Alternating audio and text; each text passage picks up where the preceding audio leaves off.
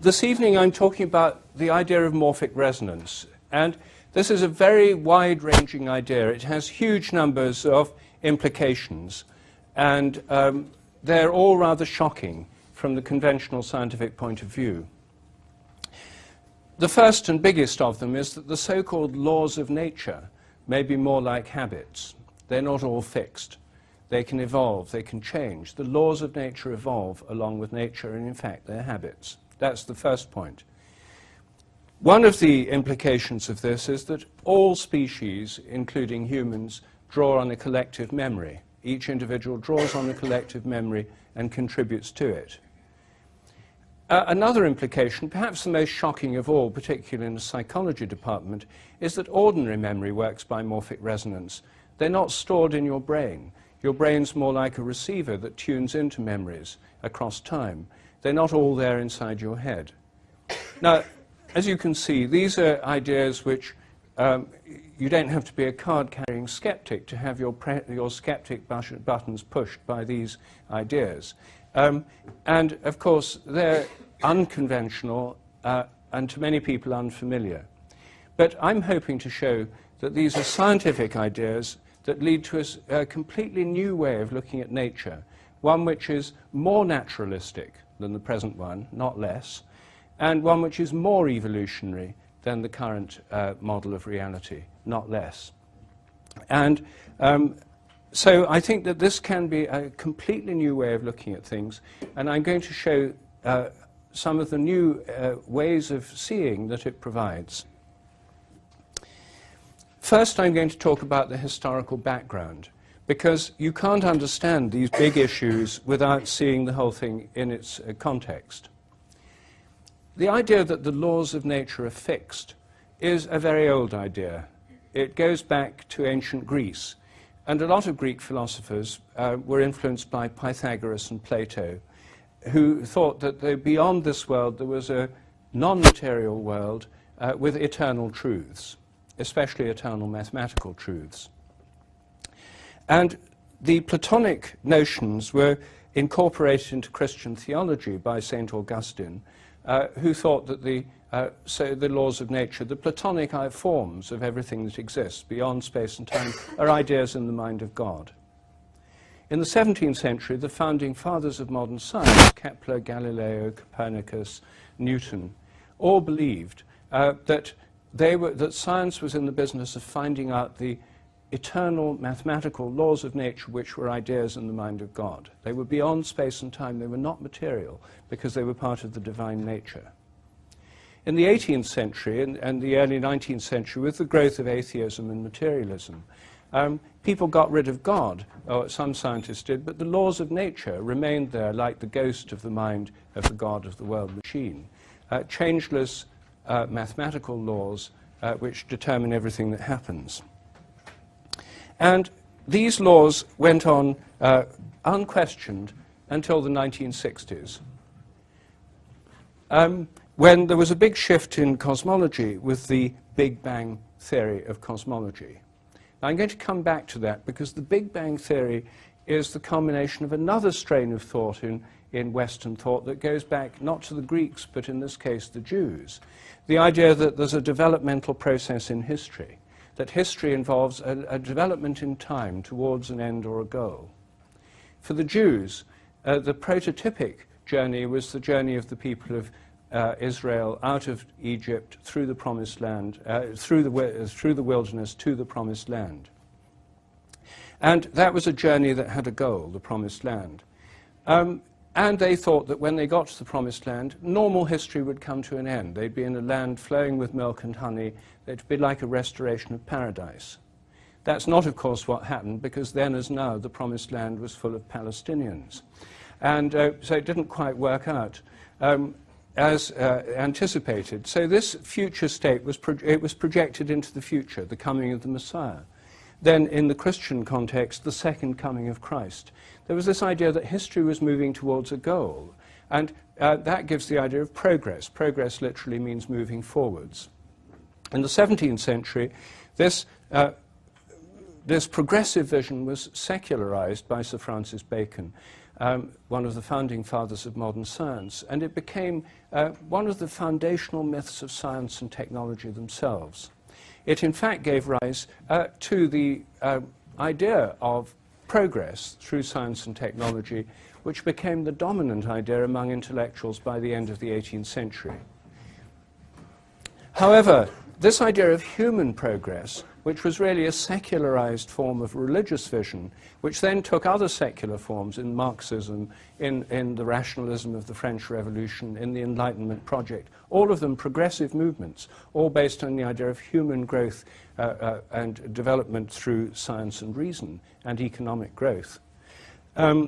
These progressivist movements were confined to the human realm until the middle of the 19th century with Charles Darwin's Origin of Species, when an evolutionary vision in 1859, 150 years ago, was extended to the whole of life. Darwin hardly used the word evolution. He usually used the word progress.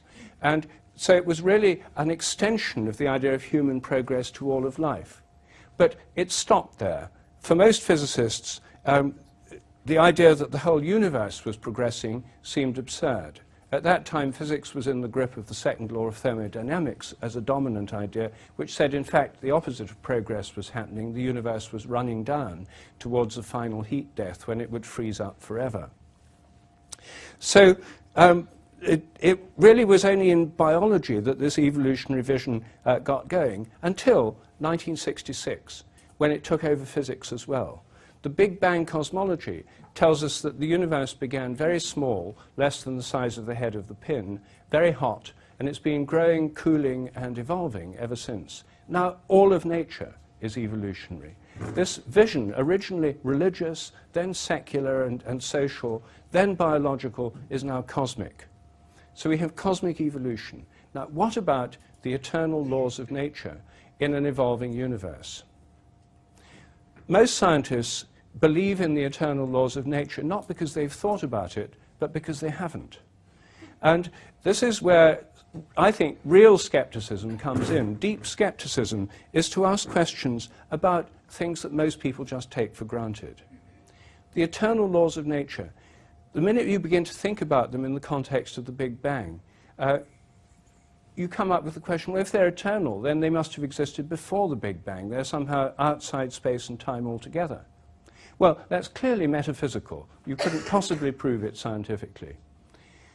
Or you might say, well, they all came into being at the very instant of the Big Bang. Possible. But as my friend Terence McKenna used to say, modern science is based on the principle, give us one free miracle and we'll explain the rest. And the one free miracle is the appearance of all the energy in the universe and all the laws that govern it from nothing in a single instant. For those who believe in multiverses, there are a lot of people around today, including the President of the Royal Society, who believe in a completely evidence-free way that our universe is just one of billions, trillions, quadrillions, even an infinite number of parallel universes that actually exist. All of them with mutant versions of the laws of nature and the physical constants. For those who believe that, somehow at the moment of the Big Bang, our universe was imprinted with the laws and constants it now has. How they're remembered isn't explained, but that is a conventional view held among some of the most eminent cosmologists in the land. Anyway, these all share the idea the laws of nature don't change. But if the universe is evolving, why can't the laws of nature evolve too? The idea they don't change is a hangover from a previous cosmology, a kind of Platonic metaphysics, and a particular kind of theology. So why shouldn't they evolve? As soon as you ask that question, you realize that the very idea of the laws of nature is questionable. Laws of nature, how anthropomorphic can you get?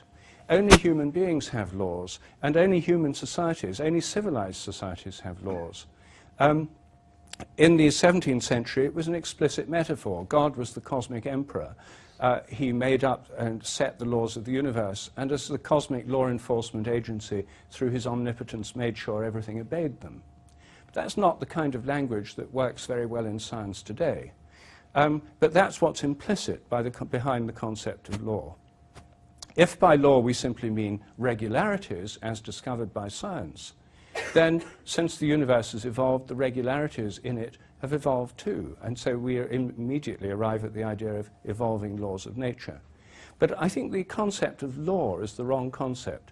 I think the concept of habit is much better. It's much less human-centered, it's much more organic, and I think it fits better with this view of the universe that we now have, an evolutionary cosmos. So basically what I'm suggesting is that the so-called laws of nature are more like habits. Instead of the laws existing in a mind existing that transcends time and space, instead the habits evolve within time and space, within the universe, and they depend on a kind of memory within nature. Instead of the universe being amnesic, but governed as it were by a transcendent mind, it's an organic developing system with its own memory built in. Now, you may think I'm exaggerating the conventional belief in the laws of nature, but I'd just like to make the point that for those who've never thought about this question, it's implicit in the way science is done. The belief that any experiment should be repeatable anywhere, anytime, by anyone, is based on the implicit assumption that the laws of nature are the same at all times and in all places. It's built into the scientific method as a fundamental paradigmatic assumption. Now, what difference does this make? Well, it makes a huge difference to the way we interpret natural phenomena. For phenomena that have been around for a long time, like most of the things physicists study, hydrogen atoms, for example, the formation of stars, salt crystals, these kinds of things have been around for millions or billions of years. If they have habits, the habits are now so fixed that you wouldn't notice any change. They behave as if they're governed by fixed laws. Where the difference shows up is when you look at new phenomena, phenomena that have never happened before in the history of the universe. And there, we should be able to see the habits build up. Things should get easier and easier to do the more often they've been done, if they're new phenomena. But not if they're old ones, because there would be the backlog of billions of years, which would swamp any effect we could possibly observe today. Now, it so turns out that you can actually study this in chemistry. And there are situations in chemistry where this seemingly outrageous idea can actually be tested in the kind of nitty-gritty world of empirical fact in chemical laboratories. The conventional view is that the first time you make a new compound that's never existed before, when you crystallize it, the way it crystallizes will be determined by the laws of nature, the laws of electromagnetism, quantum mechanics, thermodynamics, and so forth. And therefore, the way it crystallizes the first time, or the 1,000th time, or the 1,000,000th time, or the 1,000,000th time should be exactly the same. But on the habit principle, if you're making a new compound that's never existed before and you crystallize it, there won't have been any of those crystals before, as far as we know. If it's a new compound made in a chemistry lab or in a drug company, for example. So the first time you try to crystallize it, there won't be a habit for the crystals. You have to wait for a new form of crystal to appear. Often it takes years before chemists can get new compounds to crystallize. After you've crystallized it the first time, the next time anyone tries to crystallize it anywhere in the world, there should be an influence from the first crystals. Not a very big one, because there's only one lot of crystals. But it should crystallize a bit more easily. The third time, there'd be an influence from the first and the second. And the fourth time from the first, second, and third. There'd be a cumulative influence from past crystals. It should get easier and easier to crystallize all around the world as time goes on. A habit will be building up in nature. What do chemists actually find? They find that new compounds are very hard to crystallize, and as time goes on, they get easier and easier all around the world.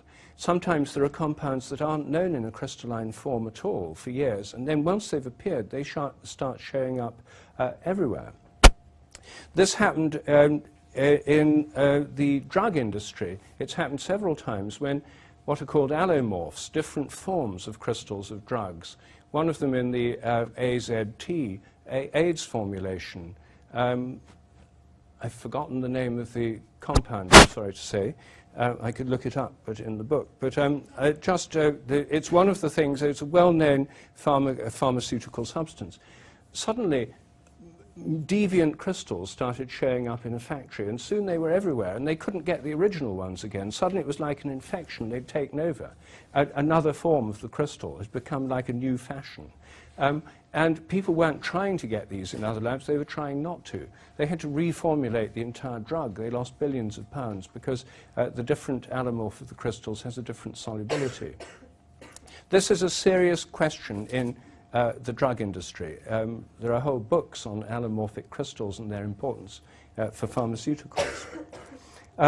Anyway, it tends to happen more easily the world over once they've happened in one place.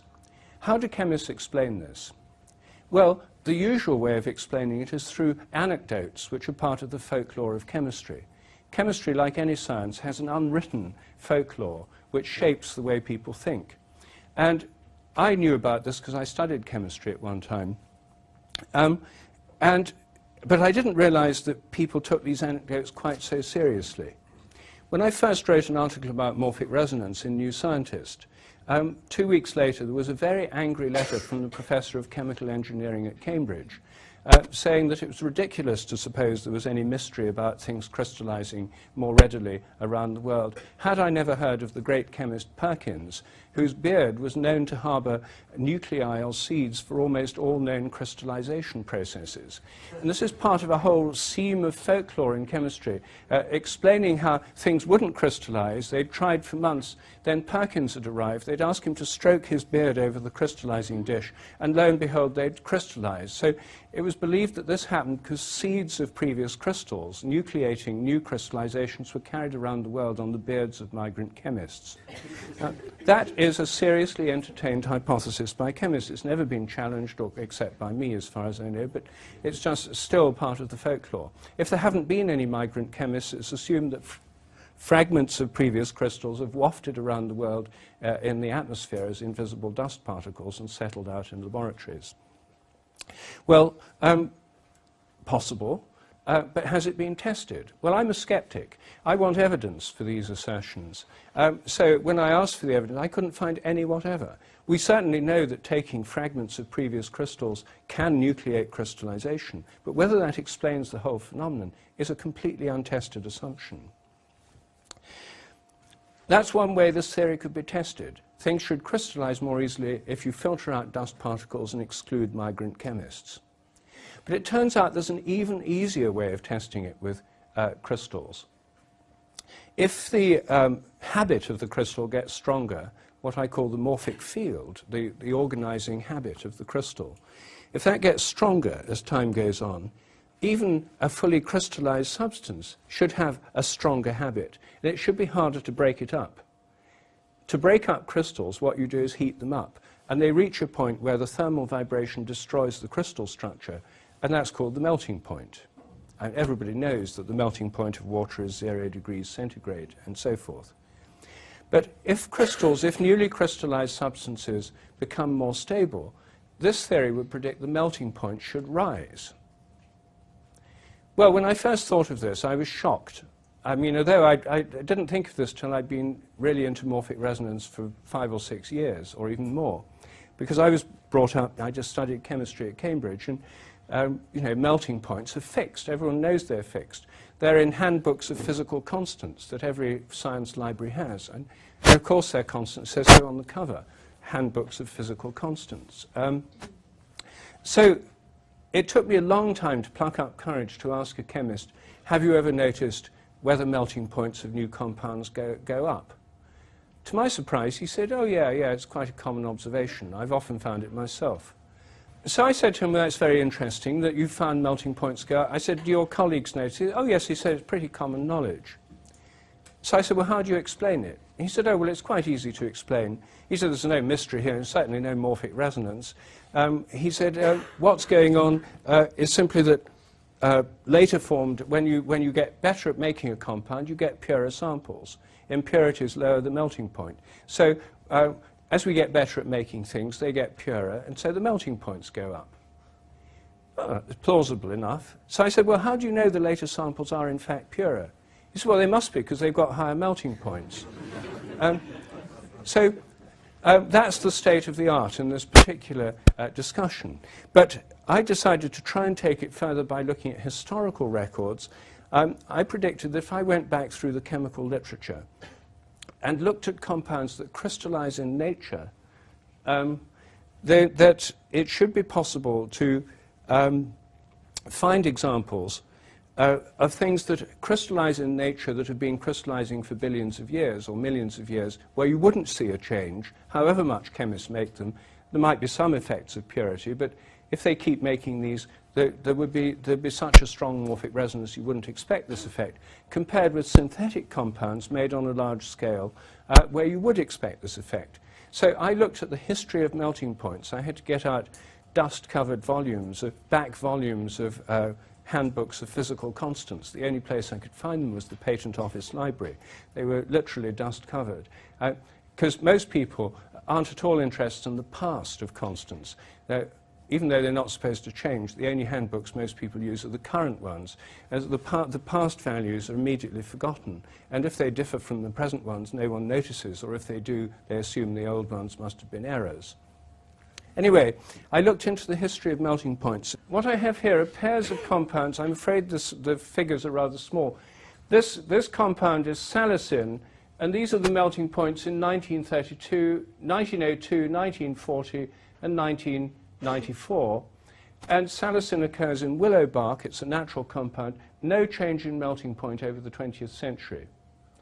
Aspirin is a synthetic derivative based on that, first synthesized in the 19th century. In 1914,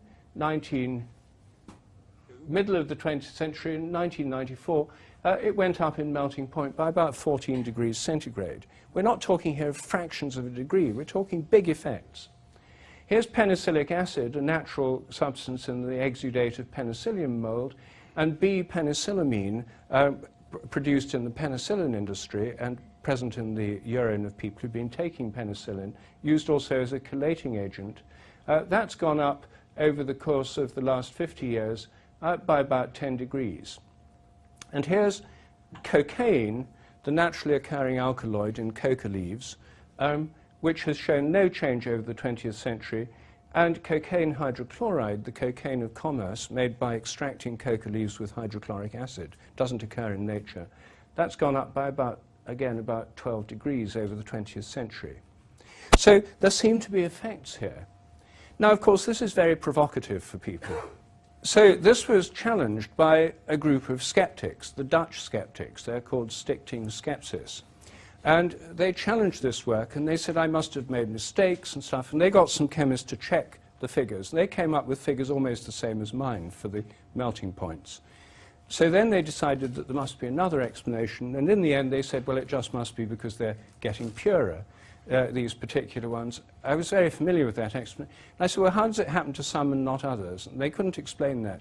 So anyway, the facts were checked by skeptics, and they came up with the same facts. Of course, they didn't agree with my interpretation. But this is a rich seam of research for any of you interested in the history of chemistry. You could, of course, this would, of course, require testing with proper tests. A proper experiment would involve taking, say, 6 new compounds in one lab, putting them in the deep freeze or store cupboard, taking one of them at random in another lab, making large amounts and crystallizing it in large quantities, which would happen if it were going into commercial production anyway, then take these 6 samples out in the first lab, measure their melting points, and that one should have gone up and the other shouldn't. So this could be tested in a simple controlled experiment. It hasn't been done yet because I've utterly failed in persuading any chemists to do this research. But it's very simple, it wouldn't cost much, and it would be a test with huge implications. Well, this principle of memory in nature is what I call morphic resonance. The idea is that similar things influence subsequent similar things on the basis of similarity. They tend to make the same kinds of things happen again. So similarity is the principle, and resonance is the movement across time of information about patterns of vibratory activity, so that any pattern of vibratory activity, which all atoms, molecules, crystals, cells, organisms have, they're all oscillatory or vibratory, resonate with those that have gone before, across space and time. It doesn't fall off with space and time. It doesn't involve a transfer of energy, but of information. That's the postulate, right or wrong. That's what I'm suggesting. And I'm further suggesting that in biological systems and in chemical systems, the pattern of things is organized by what I call morphic fields. This grows out of a concept that's been well known in biology for more than 100 years, actually, or nearly 100 years, namely morphogenetic fields. First of all, fields. Fields were first introduced into science by Michael Faraday in London, and the idea was that there are regions of influence in space, outside material objects. Here's a magnetic field, you've all seen this many times before, but there's a region of influence that extends beyond the material surface. Fields are not made of matter. They extend beyond matter, and indeed in modern physics, matter is now thought to be made of fields, energy bound within fields. So fields are mysterious in the sense that they're regions of influence that are physical, yet not material. In the 19th century, they tried to explain electrical and magnetic fields as if they were material in terms of a subtle matter, the ether. But it turned out the ether was an unnecessary concept. So we got back to Faraday's original idea of fields, which is that they're modifications, as he put it, of mere space. They're patterns in space. The gravitational field is a pattern in space, and indeed the whole universe is within the gravitational field. And we have fields in quantum field theory. An electron is a vibration in an electron field, a proton in a proton field, and so forth. There's lots of fields, not just one kind. And one of the challenges in physics is to unify these various fields, which is what superstring and M theories are about. They try to unify them in terms of 10 or 11-dimensional theories of reality that go way beyond what any of us can conceive. But nevertheless, that's mainstream physics today. It's moved on so far from 19th century theories of matter that it's barely recognizable. Anyway, this is a field theory. Just another example of fields. This shows the magnetic field of the Earth as distorted by the solar wind. These are the poles, and this is all the magnetic, and this is the magnetopause, the boundary of the Earth's magnetic influence. So these are field phenomena as well. Now, in embryology, a number of embryologists came up with the idea that embryos are shaped by fields. Why is it the arm and the leg have different shapes when they have the same DNA and the same proteins? That it's like buildings with different architectural plans, that there were fields shaping developing organisms called morphogenetic fields. Morphe, form, genesis coming into being. This is a bat embryo, and it's just to remind you of what embryos look like. And the way that these fields, which I call morphic fields, is the general word for them, which includes morphogenetic and other forms of fields, they're organized in nested hierarchies. The field of the whole bat would be like the outer circle. These would be the fields of the organs, like the limbs or the eyes. These are the tissues within them. These are the cells within those. All of nature is, in fact, organized in this nested hierarchy or holarchy. These could be subatomic particles in atoms, in molecules, in crystals. These could be organisms in a society of organisms, like a flock of birds. The larger field could represent this larger organized unit. All of nature is organized like this. At every level, the whole's more than the sum of the parts. And the question is, what is it? What is this mysterious wholeness? Well, I'm suggesting it's the morphic fields of each system, which have an inbuilt memory given by morphic resonance. Morphic resonance automatically averages what's happened before. And to get an idea of how it might work, this is an analogy. These are average scientists, an average female and average male scientist at the John Innes Research Institute in Norwich, made by superimposing photographs. They're composite photos, and what you get is a kind of probability structure of a face. You don't get an exact reinforcement. They're all slightly different. Every crystal, every leaf, every organism is slightly different. So if you average them all, you don't get a sharply defined morphic field. You get a blurred outline. It's a probability structure, very like the probability structures in quantum physics. Morphogenetic fields were introduced into biology for two reasons. Firstly, to understand what it is that shapes the form of organisms, which is impossible to understand just in terms of genes and gene products, because they don't have any particular form. Even if you switch on genes in the right place in your arm or your leg, making the right proteins doesn't give you an arm or a leg. There's something else is shaping them. That's one reason. The other is that fields have an automatic holistic property. You can't have a part of a field. If you cut a magnet in half, you don't get one north pole and one south pole. You get two smaller magnets, each with a complete field. If you damage organisms, you get something very similar. This shows a dragonfly egg inside which an embryo has grown. In this case, the egg was tied off with a thread. This part was killed. What happens then is the lower half gives rise to a small but complete embryo, and rather than just the back half, which it would have done otherwise. If everything was rigorously mechanistically programmed, it would go on and just produce half a dragonfly. But it doesn't. It adjusts. This is called regulation in the terminology of embryology. And it forms a small but complete one. It's a bit like cutting a magnet in half and getting two complete magnets. This is regeneration. Plants do it all the time. You can take hundreds of cuttings from a willow tree. Each will give you a new willow tree. Each part has the field of the whole. This is a flatworm cut into little bits. Each bit can regenerate the rest of the worm. Again, this shows this is a part of the holistic field property of organisms. One reason for the concept being so popular within developmental biology. These are newts. This is a newt's arm. It's cut off there, and it regrows the rest of the hand from the stump. Here it's cut off in the forelimb rather than it's cut off in the hind limb, not the forelimb. And again, it regenerates to form a complete organism. And here's one of the most remarkable examples of regeneration, so-called Wolfion regeneration of the newt's lens. In this experiment, the lens is surgically removed from the eye of a newt. And what happens is it regenerates a new lens from the edge of the iris, which is not the way it forms normally. It normally forms from the folding in of skin on the outside, to give rise to a complete new lens.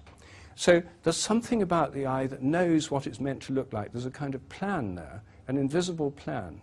And that's what, in conventional biology, is thought of in terms of the morphogenetic field. This is a conventional concept. What I've done is taken the concept further by suggesting that they really are a new kind of field and that they have an inherent memory. But the concept of morphogenetic fields you'll find in developmental biology textbooks. I came to this through developmental biology. I spent 15 years working at Cambridge on the development of plants and then in India. And the way in which plants develop is best understood in terms of morphogenetic fields. Of course, there are chemicals and all sorts of hormones and things. That's what I used to work on. But this is a central concept in developmental biology. Now, if morphic resonance is happening, it means if you make an organism develop abnormally, and it goes on doing it, it should get easier for others to develop abnormally with the same kind of abnormality. And here's an example. At the top is a normal fruit fly, Drosophila, which, like all flies, has two wings and two halteres, balancing organs. This is a mutant Drosophila, and the more observant of you will have seen that it has 4 wings, not 2. And the extra pair of wings are formed by transforming the halteres into an extra pair of wings. This can happen as a result of a gene mutation in the bithorax gene complex. It can also happen if you expose the eggs of fruit flies to ether 3 hours after they're laid. Some of them develop abnormally like this. It's nothing to do with mutation. It's a bit like thalidomide giving abnormal babies. It's a chemical effect on development. It was found in the 1950s by Waddington at Edinburgh University, C.H. Waddington, that if you kept doing this, more and more developed abnormally in response to ether. And if you then took the ether away, they went on giving rise to 4-winged flies, even though there hadn't been genetic mutations. This was an example of the inheritance of acquired characters, and it was very controversial because that's a taboo topic in biology.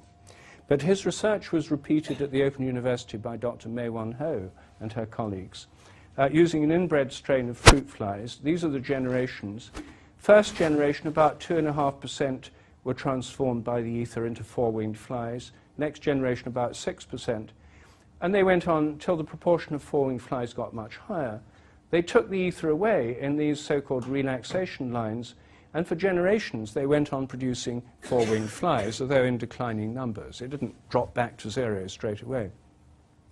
From the morphic resonance point of view, what's interesting is when they'd done 6 or 7 generations of flies with the ether, they took a new strain, a new batch of flies whose parents had never seen ether, and started doing an experiment with them.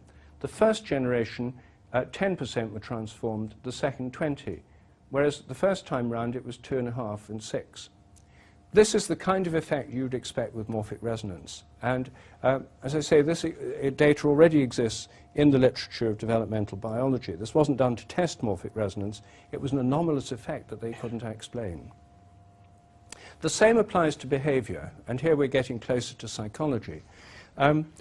This theory says that the organization of the nervous system is also organized by morphic fields, and this should apply to learning. If you train rats to learn a new trick here in Goldsmiths College, then rats all over the world should be able to learn the same trick quicker just because they've learned it here. If you train thousands, it should be quicker still elsewhere. This is in the absence of any known means of communication, just by morphic resonance. Now, improbable, you may think, but, and indeed I did when I first thought of it. But I then looked through the archives of animal behavior.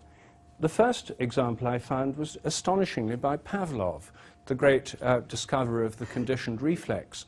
Pavlov trained mice to run to a particular place to feed when they heard a bell. And he measured how quickly they learned by how many trials it took before they got it and did it every time. The first generation took 300 trials to learn. The second generation took 100.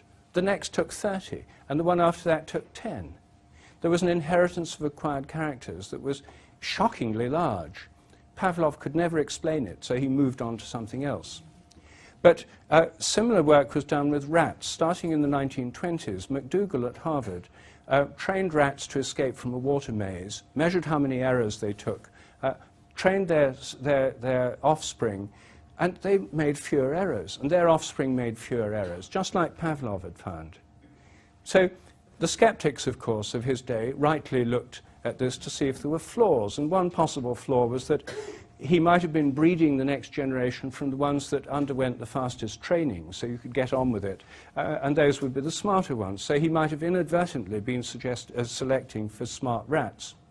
So McDougall said, okay, I'll do it again, but this time in every generation I'll select the most stupid rats as the parents of the next, so the number of errors should go up and up. What did he find? He found that the number of errors went down and down. It went down from more than 200 in the first generation to about 35 in the 22nd generation. There was a huge effect. This was enormously controversial before the Second World War and during the Second World War, this piece of research. And several people tried to replicate it, notably someone called Crewe at Edinburgh and Agar in Melbourne, Australia. Both of them found their rats took up more or less where McDougall's had left off. But what the Australian experiments were the best done, and what they found was that, what Crewe found in Edinburgh was some of them learned straight away with no training at all. The Australians had a control line where in every generation they trained rats whose parents had never been trained. What they found was that both lots got better and better. So it wasn't because of genetic modification, otherwise it wouldn't have shown up in the control rats. They were all getting better. Exactly what you'd expect on the basis of morphic resonance. But it had no explanation, and so people moved on, and again, these data were just left lying in the scientific literature. It's one of the longest series of experiments ever conducted with animals, with an enormous amount of data, which show a remarkable effect. Well, since my first book, A New Science of Life, first came out, this is the newly revised third edition, completely updated. I got into a number of disputes with people who were morphic resonance skeptics. One of them was Stephen Rose, who many of you will know of. He's a neuroscientist who was at the Open University. He and I had an exchange about the nature of memory in the columns of The Guardian, and he then publicly challenged me to test what he called this seemingly absurd hypothesis in his laboratory under controlled conditions, i.e. under conditions controlled by him. So I agreed to this, and we set up an experiment which was based on a protocol he was using at the time with day-old chicks. He was looking at conditioned aversion. It's a very rapid form of learning. If you eat something that makes you feel ill, you won't ever touch it again. It'll make you feel sick. You won't want it. This happens with animals. It's a very rapid form of learning. This involved conditioned aversion in day-old chicks. They were exposed not, in this case, to a taste, but to a sight. They were shown a small yellow light, which they tried to peck at. After they pecked at the yellow light, they were made sick with lithium chloride, and they'd never after touch a yellow light. They had a control stimulus, a chrome-plated bead. After that, they were given an injection of saline solution. It didn't make them sick, and they're perfectly happy with chrome beads. I predicted that if you did the same thing day by day with fresh batches of day-old chicks, that relative to the controls, future generations of chicks should get more and more averse to pecking at the yellow light. There should be a conditioned aversion carried by morphic resonance to chicks with no previous experience. We did the experiment. These are the results. There was a significant increase in the proportion of chicks not pecking at the yellow light. Rose and I had agreed to publish it together. When he saw these results, he didn't want to, and so I published the results, and he then wrote a rejoinder, and I wrote a reply, and you can read all this. It's online on my website if you want the details. He criticized this interpretation for a variety of reasons, and I won't go into all the forwards and backwards of it, but these are the results as they appear starting with the third generation of chicks. So there are a lot of ways in which you can test morphic resonance in the human realm. This should suggest that humans would find it easier to do things others have done before, learning skateboarding, snowboarding, computer programming, playing video games, etc. Is that true? Well, there's a lot of circumstantial evidence it is, but of course, as everybody here will immediately think, there are lots of other variables that could be affecting it. So to test the theory in the human realm, you have to do one of two kinds of experiment. Either new field tests, where you study the rate at which people learn a new task, and then you get lots of people to do it, and you see whether others can learn it more quickly. Or old field tests, where you test people to see if they can do more easily than you would otherwise expect things that millions of people have done in the past. And I'll give examples of both of those. The first new field test that was done was suggested by my friend and long-standing sparring partner, Nicholas Humphrey, who's a psychologist but a skeptic. And he suggested a very rapid form of learning, which is looking at puzzle pictures. This is a puzzle picture. There's an embedded image here, which you may not see. You probably won't, because this is deliberately designed to be difficult. And when I show you the answer, and go back to the original, you probably get it. I'm sure most people here will have got it now. It's very rapid learning. If you see that again in 10 years' time, you get it straight away. It's instant learning. Very good for an experiment. So how many people got it first time round? 3? Yes, 3 or 4. That's about the right proportion. I mean, in this experiment, it was done first on ITV, then on BBC television. We had 2 specially prepared hidden images. One of them was selected on the programme at random, and it was shown to millions of viewers here in Britain, and they were then shown the answer, so they all got it. Meanwhile, in Germany and other countries, we tested groups of people before and after the British TV programme with the 2 images to find out what proportion got them. The prediction was, relative to the control, the proportion recognizing the hidden image should increase. And it did. It increased statistically significantly. there are areas of existing data where we can look at the possible effects of morphic resonance, and one is with IQ tests. This is one of the very few areas where the same tests have been done year after year after year. Every year the data are normalized to 100, so the average is taken as 100. But I would predict that the average score in IQ tests should be going up year by year, not because people are getting smarter, but because so many people have already done the test, they're getting easier to do by morphic resonance.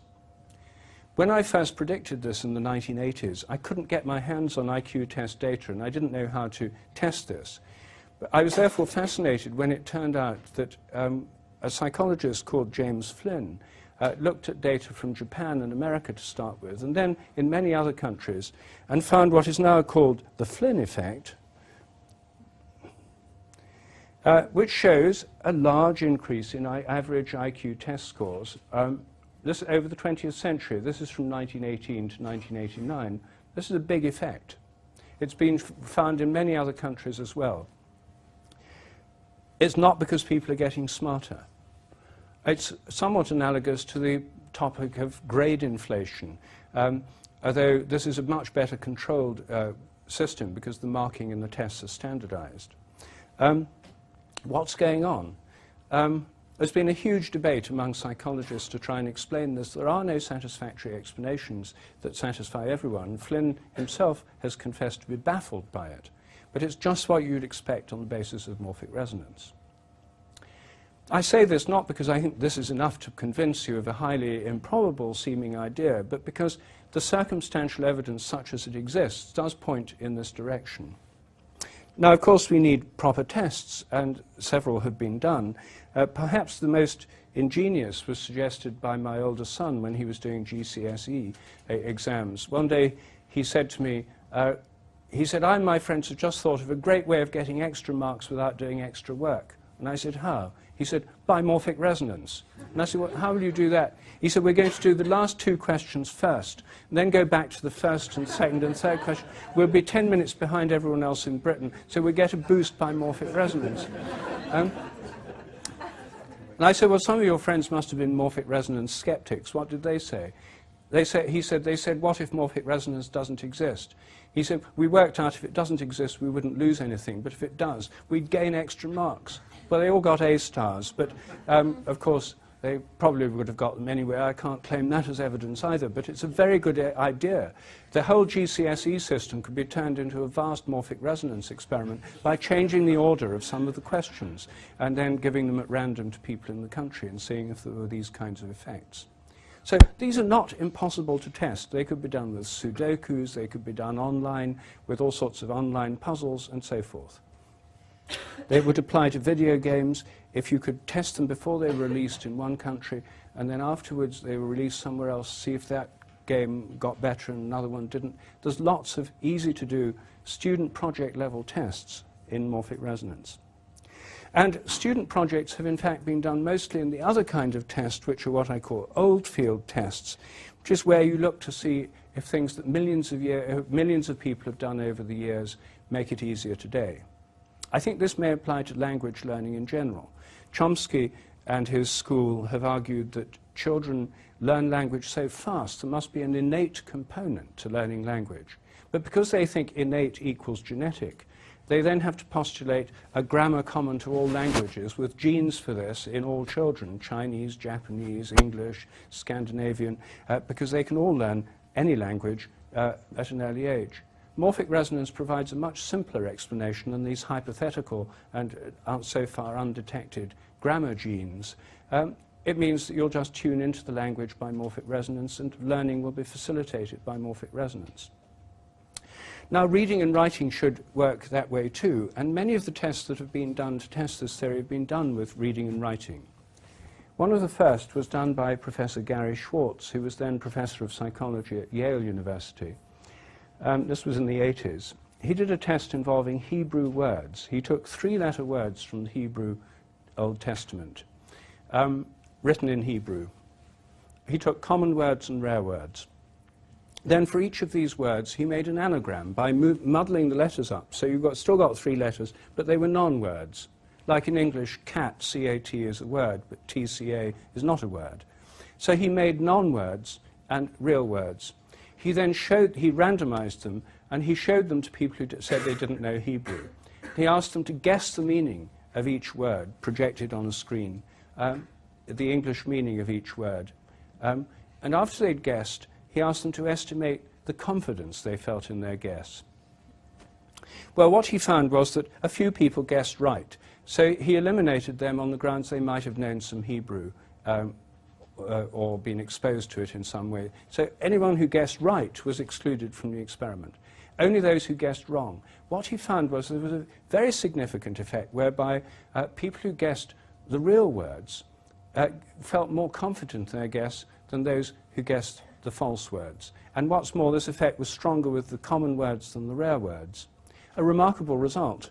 And he then ran the experiment through again. This the second time round, he said to people, some of these are real and false words. When you see each one, I want you to judge which is real and false. They were no better than chance. They'd done unconsciously what they couldn't do consciously, namely discriminated between real and false words in a language they didn't know. There have been many projects along these lines with language. The most recent was done last year at the University of Northampton by Chris Rowe and one of his students using Chinese characters.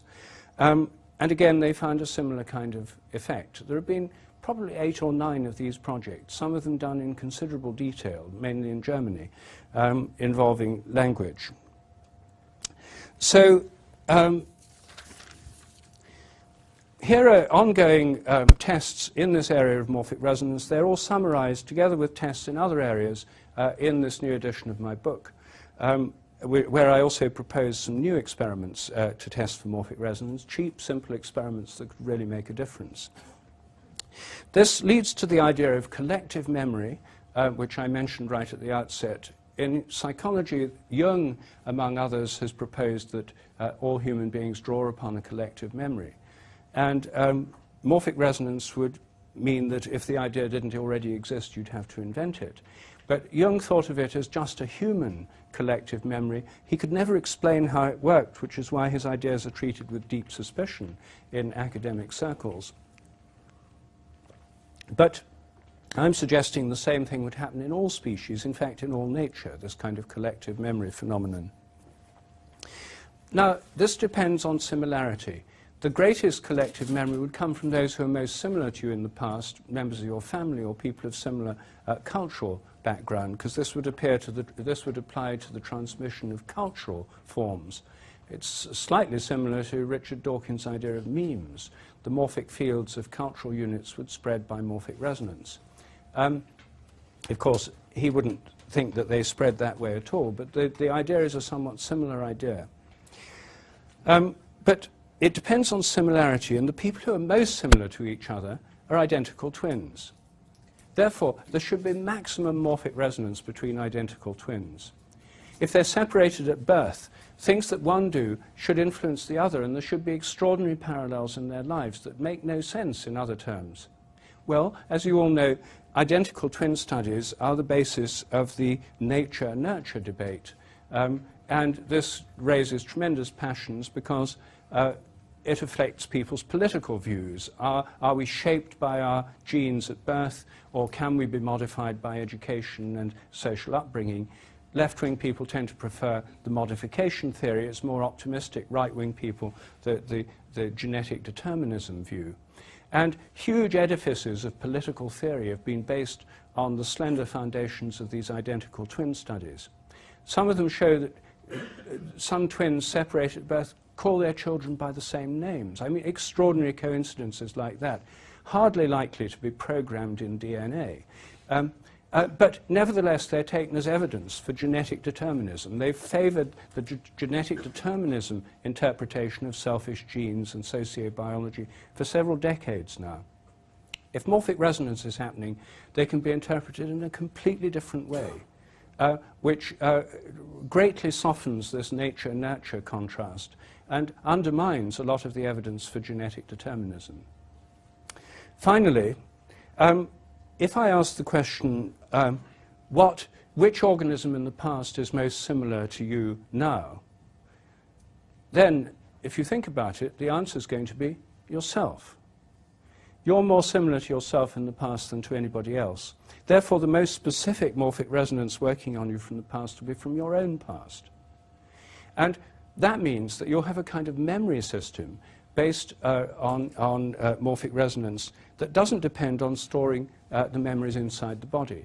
If you get into a similar state to one you've been before, you'll resonate with yourself in the past by morphic resonance and pick up those memories.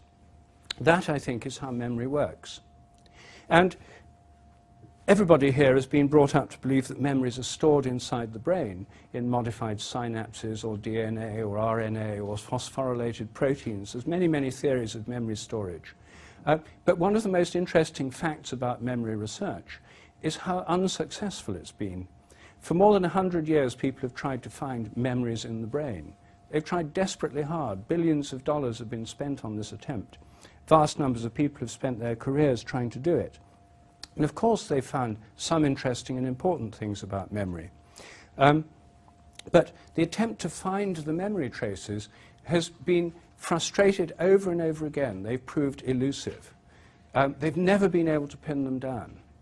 And I think that's for the same reason that I couldn't find, if I tried to find out what you'd watched last night on TV and came and analysed your TV set, I wouldn't find traces of yesterday's dates.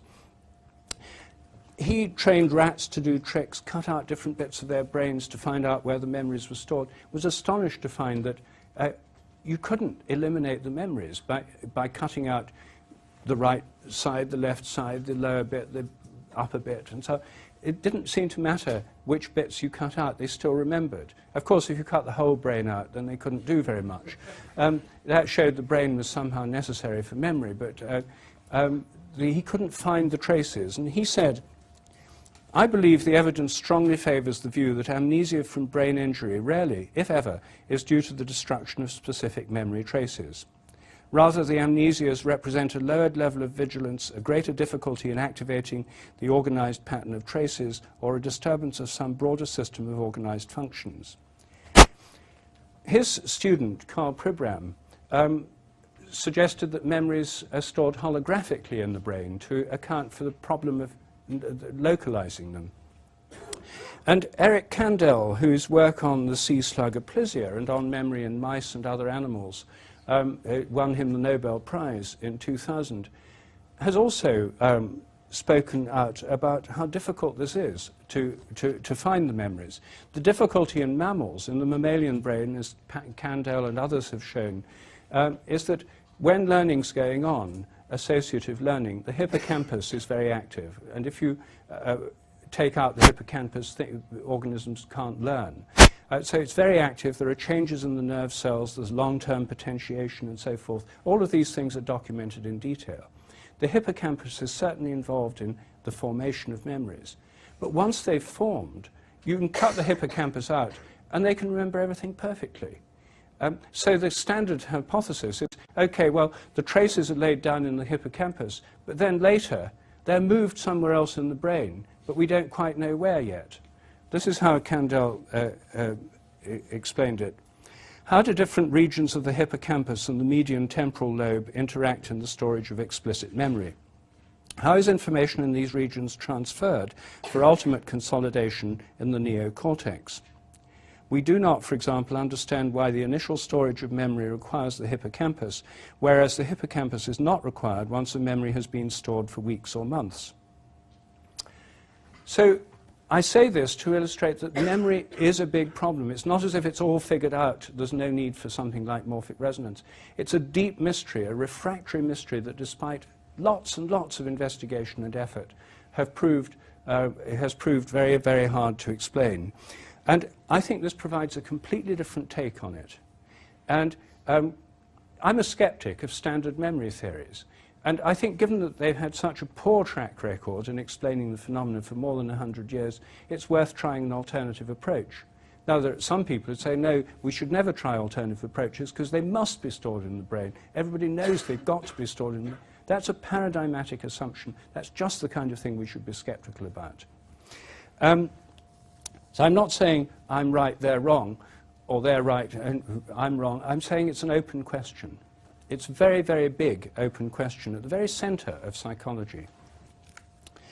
Well, finally, this view of habits of nature, which has so many implications for so many branches of science, doesn't explain evolution by itself. It explains how things get repeated. Evolution has to be an interplay of habit and creativity, just like our own lives are an interplay of habit and creativity. If we just had creativity, nothing would ever stabilize. If we just had habit, nothing new would ever happen. I think morphic resonance helps explain the question of habit. It leaves the source of creativity open. There are a lot of different possible theories of creativity, but this theory doesn't commit to one or the other of them. It leaves that completely open. But it does give a completely different view of the entire evolutionary process, one which I said at the beginning is more naturalistic, not less so, than the conventional scientific theory with these mysterious laws of nature beyond space and time. This is more naturalistic and more radically evolutionary. Whether it's right or not, time will tell. But there's just a brief summary, and I hope it's enough to give you some sense of what this idea is about. Thank you.